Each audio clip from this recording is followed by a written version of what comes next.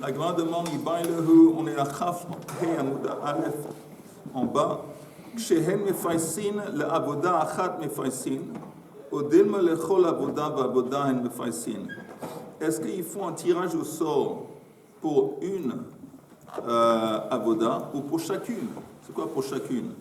On avait vu dans la Mishnah, le Pais Hasheni va déterminer, il y a 13 avodot, il y a 13 missions à donner à 13 kohanim.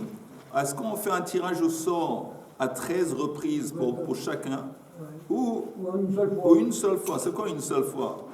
Quand on fait une seule fois, et ça tombe sur un monsieur, après un Kohen, après on va dans l'ordre à sa droite, tous ceux qui sont à sa droite, on va 1, 2, 3, 4, 5, 6, ça c'est la question. Tashma, Arba, Payasot, Hayusham. C'est écrit qu'il y avait 4 tirages au sort là-bas dans le temple.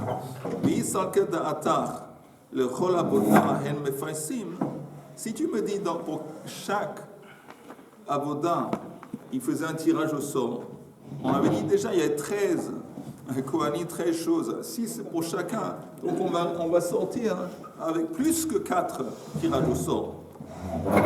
Amar Rav Nachman bar Yitzchak, Hakike Amar, il dit non, ça c'est le sens de la question. Ça c'était la question. Arba pamim nichnasim la fils. Quand c'est écrit qu'il y avait 4 tirages au sort, ça veut dire quoi? Ça veut dire qu'il y avait à 4 reprises un rassemblement des Kohanim qui formaient un cercle, et puis voilà. Mais à chaque fois qu'ils faisaient un cercle, c'est possible qu'il y avait plusieurs. À chaque fois qu'il y avait un tirage au sort, plusieurs tirages au sort. Compris? À chaque assemblée des Kohanim, il y avait peut-être plusieurs tirages au sort. Amar Rav Nachman bar Yitzchak Hakik Amar Arba Pamim Nichnasim la fils ou le Kol Chada v'Chada. Pour chaque rassemblement, Ayuba Tuva Payasot. Il y avait plusieurs. C'est possible qu'il y ait plusieurs tirages au sort. Alors ça c'est la question. Maintenant en haut de la page suivante, Chaf Hei Amud Bet Tashma. Rabbi Yehuda Omer, Lo haya pais les marta. C'est quoi marta? C'est une espèce de pelle, une espèce de chose. Et regardons le Rashi ensemble. Rashi dit Lo haya pais le marta. Shehayu mefisin les ketoret. Quand on faisait le pais pour déterminer qui est le Kohen qui va s'occuper de brûler l'encens, que de tznan b'matnitin. Chadashim la ketoret ba'u v'hafisu. V'akatoret sricha shnei kohanim. La katoret, la voda des katoret demande la participation de 2 kohanim. Echad shemolich hakatoret, la yichal, un qui transporte les encens jusqu'au yichal, ou maktiro, et il verse les encens sur les braises. Ve'echad shechote gechalim, mais à la misber hachitzon.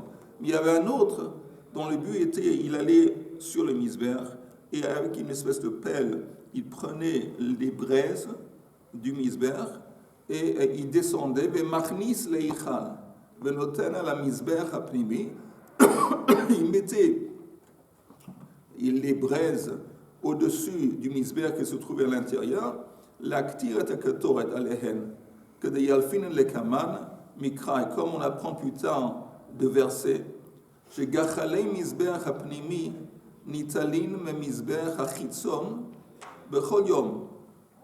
וכאמר רבי יהודה, לא היו מפיסין מי שזוכה במחתה, אלא מי יזכה בקטורת. ומי שזכה בה, אומר לזה שבימינו, זוכה עמי במחתה. עלמא, לאו לכל עבודה בעבודה מפיסין. J'explique juste le Rashi. On voit que pour la Martha, encore une fois, chaque matin, il y avait une avoda qu'un Kohen il montait sur le misber. Sur le misber, comme on a dit avant, il y avait un gros feu qui pour brûler les corbanotes, les offrandes. À part ça, il y avait un feu qui était plus petit. Le but du feu qui était plus petit, c'est de donner en fin de compte, on prenait de ce feu qui était plus petit des braises. Pour la katoret qui se trouvait sur Misber HaZahav à l'intérieur. Chaque matin, il apportait des braises. Maintenant, il y a un autre Kohen qui apportait la katoret. Maintenant, quand on faisait un tirage au sort pour la katoret, on le faisait seulement à une reprise pour celui qui va s'occuper de la katoret. Et celui qui recevait ça, il disait au Kohen qui était à sa droite, Toi, tu t'occupes de la Martha. Martha, c'est une espèce de pelle. Et il utilisait ça pour prendre les braises. Donc on voit bien qu'il n'y avait pas nécessairement un tirage au sort pour chacune des avodotes. On voit par exemple avec la Martha, il n'y avait pas. C'était celui qui avait la kato et demandait à celui à sa droite de le faire. Peut-être c'est la même chose avec les autres avodotes. Ils étaient en cercle en fait. Ils étaient en cercle. Alors, comment ils se faisaient exactement le tirage au sort? On avait vu avant. Mais rencontré. Le scan, il a enlevé le chapeau d'un des Kohanim en tant que signe que c'est à partir de lui qu'on va commencer à compter. Donc il y avait, disons, une quinzaine de Kohanim. Il prenait un chiffre qui était plus grand, disons 50 ou 40, et on enlevait le chapeau à partir de celui il commence à compter 1, 2, 3. Et une fois qu'on arrive au numéro, disons 50, celui qui on arrive à 50, c'est lui qui gagne le tirage au sort.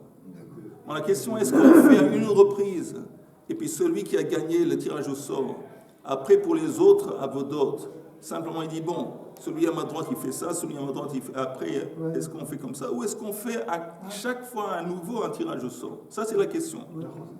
Et la grande dit, écoute, je t'apporte une preuve qu'on fait ça une fois, parce qu'avec la Martha et la Ketoret, on dépudifie qu'il y avait 2 Kohanim, on faisait seulement un tirage au sort. Et celui qui recevait la voda de faire la Ketoret, de brûler la Ketoret, quand lui il était choisi, il disait à celui qui était à côté de lui, toi, tu t'occupes de la Martha, c'est toi qui fais la voda de prendre et de mettre les braises. Donc, peut-être c'est la même chose et les autres avodotes. Mais c'est clair. Elle a Kohen chez Zacha Bekatoret, Omer Leze, la 3e ligne chez Imo, Zache Imi Bemarta, Shani Mechate, Vekatoret Dachad Abodahi. Donc, il dit, non, je m'excuse, Zeshimo, Zache Imi Bemarta. Alors la grande dit Shaine, c'est différent le cas de Martha Bekatoret, de Chada Avoda Hi. Là-bas, c'est vraiment un ensemble. C'est vraiment une avoda qui consiste de deux dimensions. La Ketoret et la Martha. Mais c'est le même truc. C'est pour ça qu'il y avait, on peut dire, c'est pour ça qu'il y avait un tirage au sort. La Martha, il prenait les braises. Le feu du Misbéach. Oui. Et il l'amenait au Misbéach Katan. Oui. Et là, il l'arrangeait sur le visage, et l'autre, il venait, et puis il mettait la Ketoret. Exactement. On est en train de dire qu'en fin de compte, là-bas, ce n'est pas une preuve parce que la Martha et la Ketoret, c'est considéré comme une avoda. Alors, si c'est une avoda, on n'a pas besoin de... Mais il a dit qu'il faut 2 personnes pour le faire. Un pour la Martha, un pour... Oui, c'est vrai qu'il y avait 2 Kohanim, mais on voit qu'il y avait seulement un tirage au sort. Alors on propose qu'il y avait un tirage au sort, parce qu'on n'a pas besoin de faire un tirage au sort pour chaque acte, pour chaque avoda. Et on répond que non, ici c'est différent, parce que la Martha et la Ketoret sont considérés comme... C'est vrai qu'il y a 2 Kohanim, mais c'est considéré comme le même truc. Et que il y a ceux qui disent Dafka Martha ve Ketoret, de Chada Avodahi. Dafka, ça, il y a un tirage au sort. Alors, Sha'ar Avodot, Ba'i Pais, les autres Avodot nécessiteraient un tirage au sort pour chacune. Martha Itzarichele, et pourquoi on a besoin de nous dire qu'ici il y a un tirage au sort? Comme l'avoda de la Ketoret, ce n'est pas quelque chose qui est courant. Ça veut dire quoi que ce n'est pas courant? Ça veut dire que ça se passe chaque jour, la Ketoret. Mais il n'y a pas quelqu'un qui peut se porter volontaire à apporter Ketoret Nedava. Okay? C'est simplement par les connus une fois par jour, le matin et l'après-midi. C'est pas comme par exemple le Korban Ola. Korban Ola, c'est un Korban. C'est vrai, le Korban Atamid, c'est Ola. Mais n'importe quelle personne peut décider, bon, je consacre ou je m'engage à apporter une Ola. Et donc c'est fréquent. Que ce soit Ola, Shlamim, d'autres, c'est fréquent parce que n'importe quelle personne peut le faire. Ici, c'est comme si seulement... Oui. Il n'y a pas d'offrande doctorale. Il n'y a pas d'offrande doctorale. Il n'y a pas. C'est une opération qu'on fait automatiquement en termes de l'histoire. Oui, et c'est unique. Et la Ktoret, c'est comment? C'est Kolam. Il n'y a pas quelqu'un par Oui, c'est pour l'instant, ça s'appelle Korban Aklal. Et comme d'abord, l'oshriche, c'est pas fréquent. Et deuxièmement, ou ma'atra. Ma'atra, ça enrichit. On avait dit une qualité de une skoula, que ça enrichit celui qui le fait. Donc, natkin le pais bifnei atzma. On aurait pu penser qu'on va donner un pais séparé pour chaque élément de la ketoret. Un pais pour la ketoret, un pais pour la marta et les braises. On aurait pu penser. Donc on a besoin d'unir. Ici c'est différent parce qu'en fin de compte c'est le même dossier, c'est la même aboda. Kamashmala, Tashma, de Tane Rabbi Chia, lo lechol avoda be'avoda mefaisin. On ne fait pas un tirage au sort pour chacune des avodot, et la Kohen shezacha betamid, le Kohen qui mérite de faire, disons, la shrita du korban atamid, Shnei masar eicha bekohanim nimshachim imo shmamina. Le moment que lui il a été choisi, alors il dit bon, on avait dit qu'il y avait 13 en tout. Les 12 kohanim qui étaient à sa droite, un par un, ils étaient choisis pour faire les avodotes différentes. Donc on voit bien qu'il n'y avait pas un tirage au sort à chaque fois. Ok. Maintenant, Pais Hasheni. On demande la question suivante. Mi mekabel, shochet mekabel. Qui, maintenant on parle de Kabbalat Adam. Après la shrita, il y a le sang qui jaillit. Il y a un acte qui s'appelle Kabbalat Adam. Ça consiste à prendre une espèce de bol et le mettre où le sang est en train de jaillir et de recevoir le sang. Après on prend ce bol avec le sang, on va au misbeh, on le jette. Alors on demande qui est celui qui fait Kabbalah. Parce que dans la Mishnah, on parle de deux éléments, Shrita et Zrika. On ne parle pas de Kabbalah, Kabbalat Adam. Alors, pour ça, la Gemara demande qui est celui qui le fait. Mi mekabel, shochet mekabel. Est-ce que c'est le shochet qui fait Kabbalah? Di amrat zorek mekabel. Parce que si tu me dis que c'est celui qui jette le sang qui va faire aussi Kabbalah, agav chavivute lo mekabel le chulei dam. On a peur que comme c'est chaviv, comme l'acte de jeter le sang, c'est en fin de compte, c'est l'essence, l'essentiel, ou l'essence d'une offrande, c'est jeter le sang. Comme c'est l'essence du korban, l'essence de l'offrande, c'est jeter le sang. Alors, on a peur que le type qui reçoit, il va s'empresser, une fois qu'il reçoit un petit peu de sang, s'empresser pour aller au misbeh et jeter le sang. Et le problème est, l'homme kabel, le chulei dam.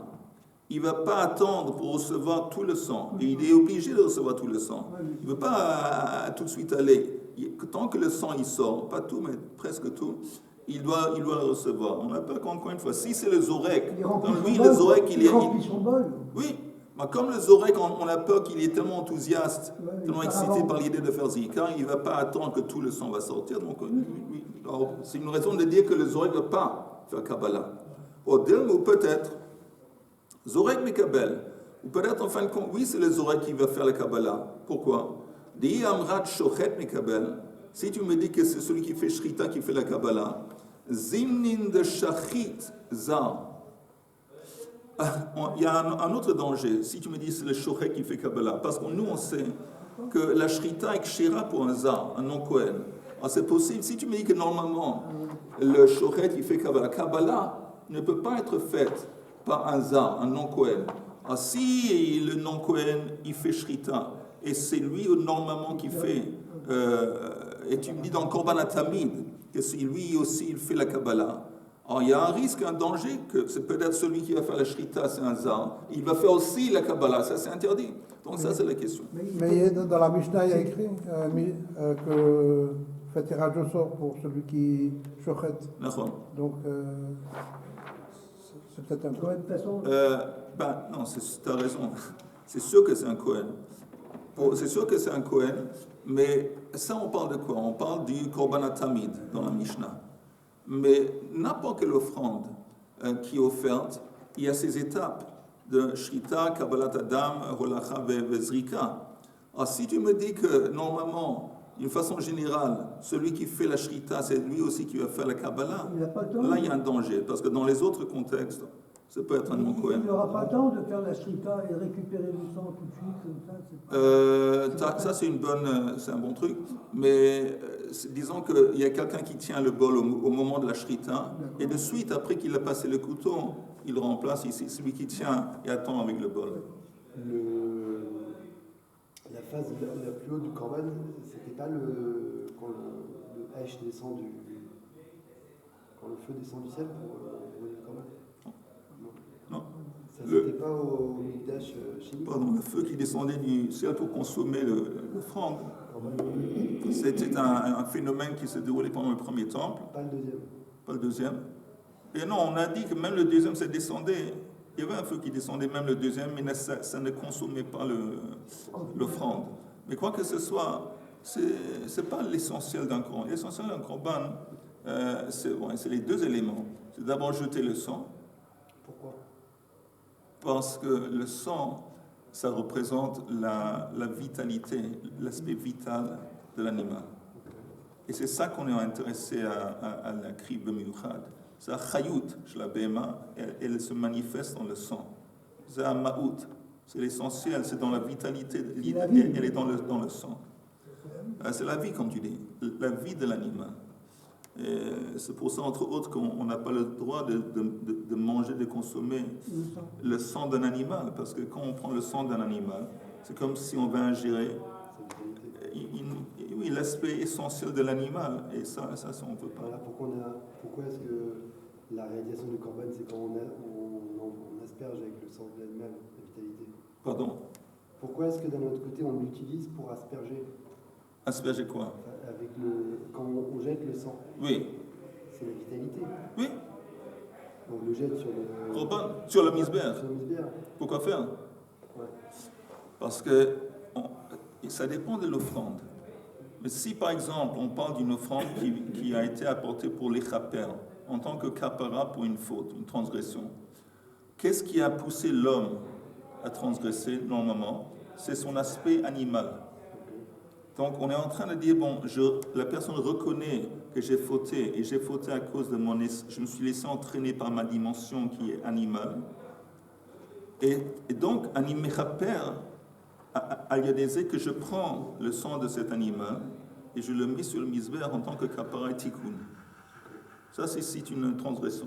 Alors, si c'est un korban ola qui n'est pas lié, par exemple, qui n'est pas lié à une transgression, au contraire, si tu veux élever le côté, la dimension physique ou animal qui se trouve dans toi. On cherche à élever cet aspect qui est dans nous, l'aspect vital qui est dans nous. On veut l'élever. Et comment on le fait? On le met par l'acte symbolique ou pas symbolique de le mettre sur le misbéach. Alors on continue. Où est-ce qu'on est? Voilà. Alors ça c'est la question qu'on se demande. Qui fait en fin de compte la Kabbalah? Tashma, bien écoutez. Ben Katin asa 12 dad le kior. Il y a un certain Ben Katin qui a construit 12 robinets, 12 dad, c'est comme un robinet, qui était attaché au kior. Kior, c'est le grand, le bol, je ne sais pas quoi, où il y avait de l'eau, il se lavait les pieds et les mains avant le service. Les kior. Pour que ces 12 frères, collègues, Kohanim, qui vont être occupés qui s'occupent du Korban Tamid, Mekadshin Yedehen Veraglehen Bevatachat.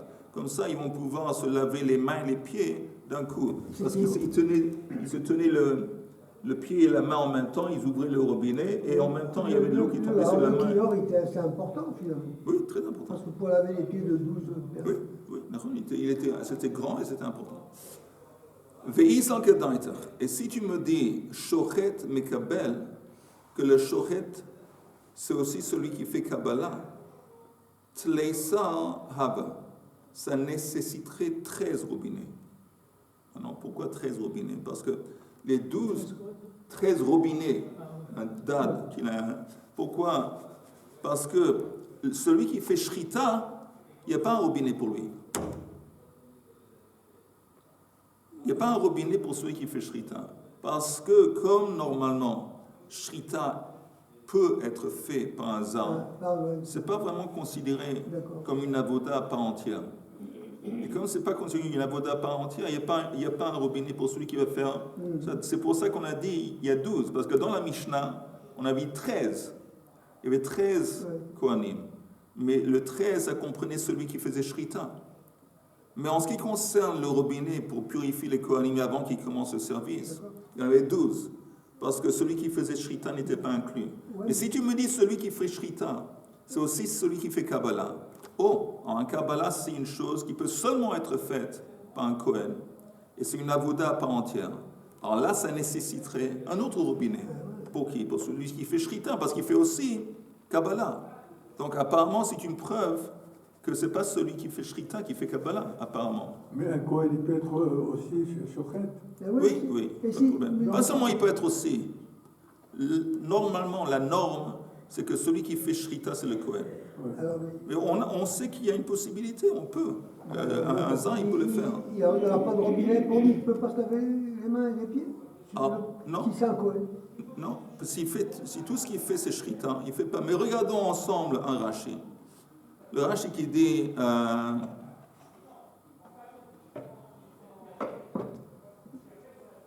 on va regarder un Rashi qui dit Zimnin de Shachit Zar. Vous voyez? Si tu me dis que celui qui fait Shrita, il fait Kabbalah, on a peur que celui qui fait Shrita un beau jour, c'est un Zar. Et si lui, il fait Kabbalah, c'est un problème. Rashi dit Shashrita Kshera Bezar, va Kabbalah Psulabo. Tandis que la Kabbalah, c'est interdit pour un non-Kohen. Sheneemar, Veshachat et Ben Abakar, Vehikrivu a Kohanim et Adam. Parce que le verset dans la Torah précise Shachat et Ben Habakar, on va égorger l'animal, le veau, Veikrivu à Kohanim. Mais après la Shrita, là intervient le terme Kohanim, que c'est les Kohanim qui vont la crier. Après la Shrita, Ikrivu à Kohanim et Adam. Mi Kabbalah veilach mitzvah keuna. Donc on voit bien qu'à partir de Kabbalah, tous les actes qui font partie de l'offrande, c'est seulement uniquement destiné aux Kohanim. L'imed à la shrita chez Kshera Bezar. Ça, c'est la source duquel on apprend que shrita, c'est caché pour un zan. Je continue dans le Rashi. Ben Katin Kohen Gadolaya. Shnemasa Dadim, Shehu Yotzek Bahen Maim. Encore une fois, comme un robinet. Kleisa Hava. Il y en avait 12. Avec quoi? Rashi dit Kleisa, c'est pas Kleisa, parce que Kleisa, c'est 13. Oui, il aura fallu 13. Ah, il aurait fallu 13, merci. Rashi dit Shahare, 13 avodot nimnu b'mishnatenu b'avodot pa'is tamid. Parce que Rashi dit, si tu regardes la Mishnah et tu fais le compte de tout l'avodot qui était compris dans le Tamid, il y en avait 13. Et la shashrita ina teuna kiddush yadayim ve'raglayim. Afilu kshehi be'kohen, même quand c'est un Kohen qui va le faire, le fichihi avoda shehi kshera bezar, parce que c'est une avoda qui peut être faite par un zar. Ve'amrat shochet mekabel, nimsa shu tzarich lekadesh yadav ve'raglav bishvi la Kabbalah. Donc, ça c'était le Rashi. On retourne à la Gemara. De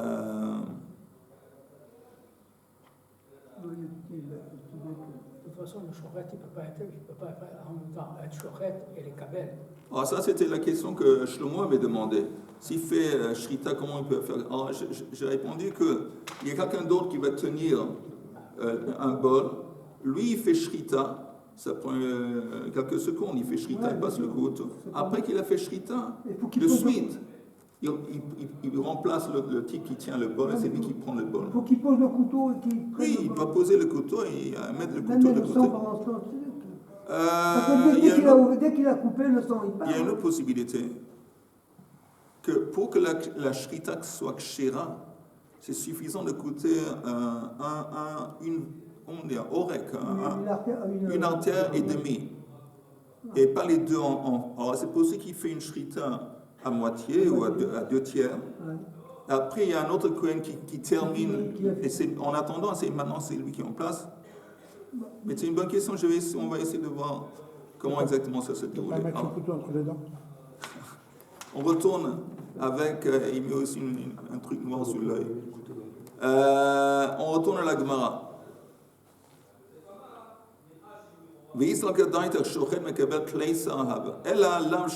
Plutôt, il faut conclure. Zorek mekabel shmamina. C'est le Zorek qui mekabel. Amar le Rav Acha berei de Rabba le Rav Ashi af anana mitanina. Et nous aussi, on a trouvé une braïte qui enseigne shachat hashochet bekibel hamekabel bebalo lizrok shmamina. Donc on voit bien, c'est le mekabel, c'est celui qui Zorek. Et donc, voilà, ça c'est la réponse à notre question. Amar ben Azai. Encore une fois, c'est simplement un exemple du style de la Gemara. Parce qu'on apporte une braïte. Et la braïte, c'est déjà la réponse. Qui est celui qui est Zorek? Le Mekabel. Qui est celui qui est Mekabel? Le Zorek. C'est une braïte. La Gemara aurait pu, l'auteur, l'éditeur de la Gemara, aurait pu facilement nous apporter ça au début. Et voilà, c'est fini. Mais néanmoins, on a apporté des raisonnements. Un raisonnement pour dire que c'est lui qui va faire, un autre raisonnement qui dit que c'est lui qui va faire. Et en dépit du fait qu'on sait la réponse finale, encore une fois, c'est pour mieux te... Comment on disait le loup à la fille avec les choses... Pour mieux vous manger, mon enfant. Voilà. Là, c'est pas pour mieux vous manger, mon enfant, c'est pour mieux vous enseigner, mes enfants, pour mieux vous faire travailler l'esprit. Ok, Amar, pourquoi c'est important de travailler l'esprit? À part le fait que c'est important de ne pas être bête dans la vie, c'est parce que la tfila, c'est nikra avoda shebelev. Et apprendre la Torah, ça s'appelle avoda sheberosh. On est censé de s'appliquer mentalement, et ça fait partie du style de toute la Gemara. Amar ben Azai lifnei Rabbi Akiva. Alors lui, il dit, encore une fois, tous les morceaux de l'offrande, après qu'il a été découpé, on les met sur la rampe, le kevesh. Dans quel ordre? Alors lui, il a dit à partir de la tête. Tanoura banan. Keitzad derech hilucho. C'est quoi exactement derech hilucho? A roche va règle. Maintenant, on va parler de ça. Pourquoi le règle, on a parlé du règle yamin achoranit, pourquoi il est on l'apporte la tête? On va en parler. A roche va règle hechazé va gera. On avait dit encore une fois, disons la poitrine et le cou. Les deux pattes, les deux jambes devant, je ne sais pas exactement, c'est les côtes, disons, les flancs, la règle et la queue et la jambe gauche derrière. Maintenant, ça c'est l'ordre. Rabbi Yossi conteste, il dit non, on va mettre selon quand on enlève la peau. Qu'est-ce que c'est enlever la peau? Après Shrita, on prenait la bête et on la pendait des jambes en haut. Et on levait la peau. Et on commençait, on commençait à enlever, déboucher, enlever la peau. Et on allait de haut, on allait de haut en bas. Parce que la peau, elle s'enlève complètement. Oui, alors c'est pour ça que c'est écrit ici, derech hefsheto, mais encore une fois, même lui, il dit la tête. En début, il fait que la tête, c'est pas le début. Mais là, tout de suite, il va à la queue.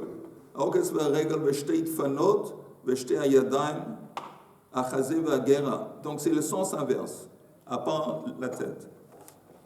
Rabbi Akiva dit non, le critère, c'est la façon que tu découpes l'animal. Quel est l'ordre quand on découpe l'animal? Apparemment,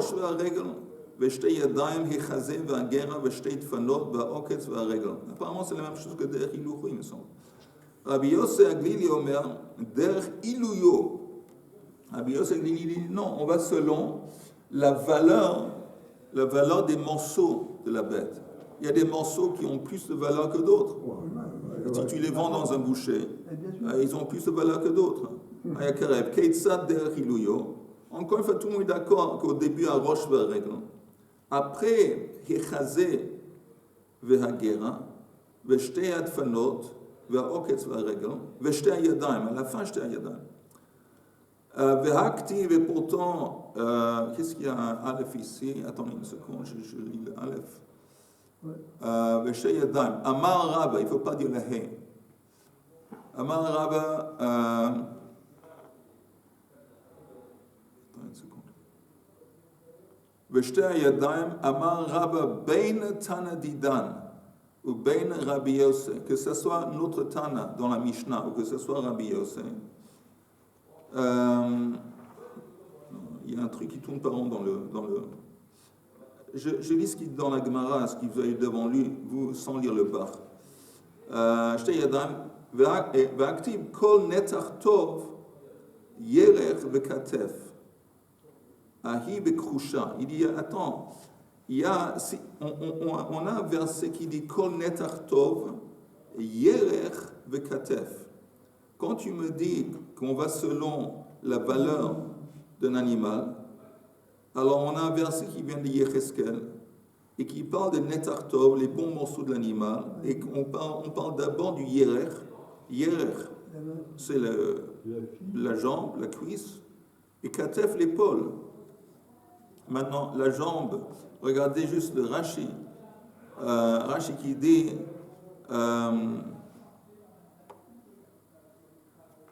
D'abord, on va voir un Rashi qui... C'est pas la jambe, c'est carrément la cuisse. La cuisse. La cuisse et l'épaule, c'est vraiment les deux morceaux avec les côtes. Oui. C'est les meilleurs morceaux. Meilleurs morceaux. On ne peut pas faire d'après les numéros de la viande. Regardez le Rashi Derech Nituro. Vous voyez le titre du Rashi Derech Nituro? Oui, on voit. Que Seder Shemenatrimoto. C'est dans l'ordre duquel on commence à découper l'animal. L'achar efsheto, après qu'on l'a enlevé la peau. Ever achar ever. Veseder nitucho meforash b'masechet tamid. L'ordre, on peut le retrouver en masechet tamid. Kmo shehu sadur kan. Keitzad derech nitucho. Ukshehu minater noten kol ever ve'ever lemi shezacha bo. Donc, le moment qu'il coupe, automatiquement, il coupe un morceau. Après, il le passe au Kohen, qui est censé le mettre sur la rampe. Et tous les Kohanim sont en ligne, ils sont debout, et ils sont là en train de recevoir, ils reçoivent leur morceau de l'offrande dans les mains. Jusque tous les Kohanim ont reçu leur morceau de l'offrande. C'est un miracle, ça, parce que s'ils doivent faire attention à tous ces détails, quand il y a des millions de bêtes pendant les fêtes à tuer, à faire la chute, c'est quelque chose qu'on ne peut même pas imaginer. Ça. Il faut faire justiza. Hein. Il y a une précision importante, ici on parle d'une Ola. Ola, qu'est-ce qui est spécial Ola? Que c'est entièrement consommé sur le misber. Mais disons Khatat, disons Shlamim, disons Hacham, ce n'est pas le cas. C'est seulement un petit morceau de l'offrande qui est mis sur le misber. Ce qui est la question de voir. Ce derrière qu'ils ont de découper la bête, c'est quelque chose qui est précis ici. Oui, mais c'est pas tellement compliqué. Il y a la viande, le pied droit, le pied gauche, le derrière, la tête, les épaules. Quand il y a une ou deux bêtes, ça va, mais quand il n'est pas pendant les fêtes, chacun pense. Tu prends un boucher professionnel, là, il sait comment découper la bête, il sait reconnaître les morceaux, ça c'est le côté droit, le côté gauche, ça c'est le... Il sait. Maintenant, ils sont tous chaque Kohen a reçu son morceau, et maintenant ensemble il y a un défilé. La kevesh, ze achar ze, ou beseder holachatan pligay, hanitanai, maramahachi ve maramahachi. Et la marloquette, c'est quand ils font le défilé, chacun qui tient son morceau, dans quel ordre est-ce qu'ils vont, qui est au commencement, qui est à la fin. Il y a encore un Rashi que je voulais voir. Rashi qui dit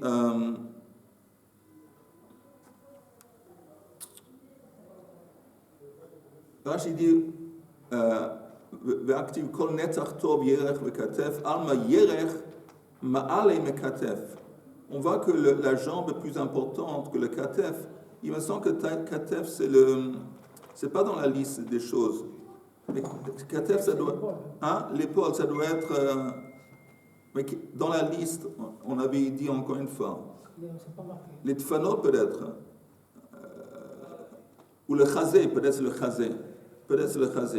Mais de toute façon, il est en train de dire que, c'est un peu bizarre parce qu'on a un verset qui semble dire que la jambe est plus importante que le katef. Azamar Rava, la Gemara répond Ahi bekrusha. Quand est-ce que la jambe est plus importante que le katef? Quand on parle d'une bête qui est maigre. Alors, quand elle est maigre, c'est vrai que la jambe droite ou la jambe est plus importante parce qu'elle a plus de viande, comme elle est maigre. Et le katef, c'est simplement des os. Mais si on a une vache qui se porte bien, au contraire, le katef, il y a pas mal de viande. Amar Rava, ben Tana Didan ou ben Rabbi Yosef, Bata Ilouya de Bisrazin. Il dit que ce soit selon l'opinion de Tana Didan, l'auteur de notre Mishnah, ou que ce soit selon Rabbi Yosef. On va selon apparemment la valeur des morceaux de la viande. Ma Azil Bata Evara de Bisra. Il va selon les membres du corps, le Ever, les membres du corps de l'animal. Ou Ma Azal Bata Shmana de Bisra. Il va selon la quantité de viande. Pour lui, le critère, c'est la quantité de viande. Et l'autre, le critère, c'est la quantité de graisse. Il disait, que c'est gros. C'est possible que c'est gros parce qu'il y avait pas mal de graisse. Et pour lui, c'est ça, le critère qui fait en sorte que c'est considéré comme quelque chose de valeur, qui a une valeur. Ce n'est pas nécessairement la viande, c'est la graisse. Maïtama, Salka Regel Bahade Reisha. Maintenant, on demande la grande question. Pourquoi on met ensemble la jambe droite derrière avec la tête? On avait dit le premier truc qu'on donne, roche et règle. Pourquoi le règle avec le roche? Ça, c'est la question. Maïtama Salka Regel Bahade Reisha. Meshum de Reisha ne fiche be atsamot. Karva Regel Bahade. Ça, c'est la réponse. Parce que comme la tête, elle consiste principalement d'eau. Alors, c'est pas mechoubad. C'est vrai que la tête, mais c'est pas mechoubad. Donc, on mettait une jambe avec. La jambe, elle a plein de viande pour compléter. Pour pas qu'on a une situation où on met sur le misber des os, en fin de compte. Parce que la tête, ça consiste d'eau. Ça, c'est pour ça qu'on mettait aussi la jambe. De Khuli Alma Mihat, Roche Kareb Bereje. Mais tout le monde est d'accord. Quoi que ce soit, si le critère c'est la valeur, si le critère c'est dans la direction que ça bouge, tout le monde est d'accord, le dernier tour, que la tête c'est la première chose. D'où est-ce qu'on apprend ça? Menalan, de Tanya Minain les roches, Vepader, chez Kodmin, les Chola Ivarim. D'où est-ce qu'on apprend que la tête et le péder, c'est la graisse qui se trouve au-dessus des intestins. Ça s'appelle péder. Et ça, tout le monde est d'accord, ça c'est le premier élément de la bête qu'on met sur le misber. D'où est-ce qu'on apprend ça? Parce que c'est écrit dans Vaïkra, et rocho vet pidro ve arach, que les Kohanim vont prendre la tête et le péder et la graisse et l'étaler, le mettre sur le misber. Regardons juste le Rashi. Dernier Rashi. Il n'y a pas dernier Rashi. Ve idach péder achrina. Dans le verset, on fait allusion une deuxième fois à Péder. Péder, c'est encore une fois la graisse. Et la question se demande pourquoi. Rashi dit, Beidar Péder, Kra Achrin. Il y a un autre verset dans lequel c'est écrit, Et Netachin, Et Arosh, Et Péder. Pourquoi à nouveau le Péder? Le Maï, alors la Gemara dit le Maï Ata, le Chedetanya, Keitzad Haya Ose. Comment, en fin de compte, on plaçait la tête sur le misber? Noten et péder à Beit Ashrita. On prenait cette graisse qui était placée sur les intestins et on le mettait sur le cou, sur l'endroit où on avait coupé la tête. Alors, il y avait l'endroit où on avait coupé la tête, en bas il y avait les veines, il y avait du sang, et c'était on mettait la graisse, on le collait de ce côté. Comme ça, c'était plus esthétique. Voilà, c'était plus esthétique. Voilà, on ne voyait pas l'intérieur de la tête où il y avait tout ça. C'était un peu. On collait la graisse ensemble et ça a l'air plus esthétique. Pourtant, la tête, Et quand il y a la cervelle, le cerveau et puis la langue, c'est important. Alors, Par rapport aux pieds et tout ça. Enfin, c'est ce que je pense. oui, mais il n'y avait pas une offrande qui consistait de pieds. C'était la jambe. Et la jambe, il y avait beaucoup de viande. Non, mais on parle pas Mais je pense que tu mais quand il s'agit de cerveau et de la langue. Alors, c'est pour ça que justement, la Torah dit que les Kohanim, ils vont mettre un roche vers Pader. La tête. Pourquoi la tête, c'est le premier? Comme tu dis, parce que la tête, c'est le truc un peu plus important. Mais en attendant la tête, il y a au niveau, disons, esthétique. Tu prends cette tête, il y a tout ce qui est quand tu as coupé l'animal. C'est un peu dégueulasse comme ça. Alors tu prends la graisse qui est le pédin, et tu le colles, tu le mets ensemble et la tête, comme ça recouvre ça, ça fait plus esthétique. Le Chedetanya, Keitzad haya oseh noten et hapader beit hashchita v'ma'aleu zehu der kavod shel malas. Disons, c'était une façon plus mechoubad d'offrir la tête. Regardez juste le Rashi en haut de la page, le Mayata. Afhem bichlal netachim. De Bishlam Harosh, on dit comme ça. Je comprends pourquoi il y a un verset qui répète une deuxième fois qu'il faut mettre la tête. Darshinan lei b'shchitat chulin. Deitzarich, Rashi dit, le fish ne'emar behivshit ve'archu, eini bichlal aricha. Rashi explique. Vous entendez, à 2 reprises dans la Torah, on parle le fait qu'il faut mettre la tête et le pader. À 2 reprises. Et la Gemara demande seulement pourquoi on répète encore une fois sur le pader, sur la graisse. Et Rashi explique pourquoi on ne demande pas la même question sur la tête. Ouais. La réponse de Rashi est que dans le verset de la Torah, c'est écrit Vehivshit ve'archu. Vous allez enlever la peau, et après que vous allez enlever la peau, vous allez mettre.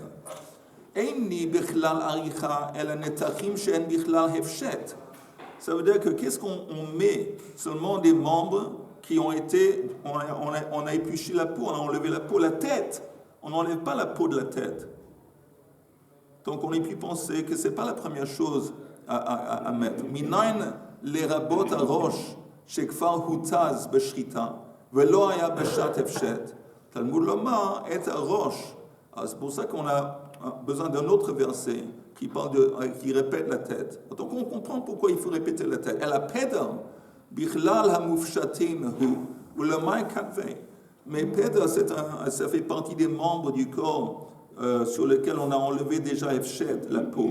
Pourquoi c'est répété une deuxième fois? La réponse est, c'est répété pour nous enseigner qu'on mettait le pédar ensemble, mamache ensemble, on collait ça sur le cou, à l'endroit où on avait coupé le cou, parce que ça fait plus mechoubad. Rashi deder kavod, les fiches beit hashrita miluchlach bedam arosh. C'est plein de sang, comme j'avais dit avant, ça n'a pas l'air très esthétique. Oui, donc on mettait la graisse, on le mettait en. Mais il n'y a pas que pour la tête qu'il y a tout ce sang, tous les organes qu'on met sur le misbéach ou le kevesh. Non, disons les jambes.